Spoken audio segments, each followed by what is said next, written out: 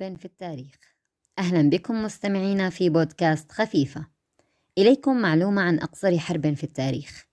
الحروب جزء لا يتجزأ من تاريخ البشرية الأسود، وفيها ما هو مثير للاهتمام كالفترة الزمنية التي استمرت بها الحرب.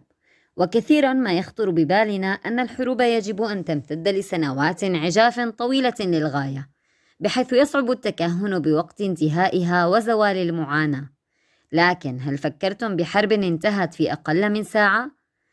إنها الحرب الإنجليزية الزنجبارية التي دامت 38 دقيقة فقط، لتكون بذلك أقصر حرب مسجلة في التاريخ. هل من حرب أقصر منها؟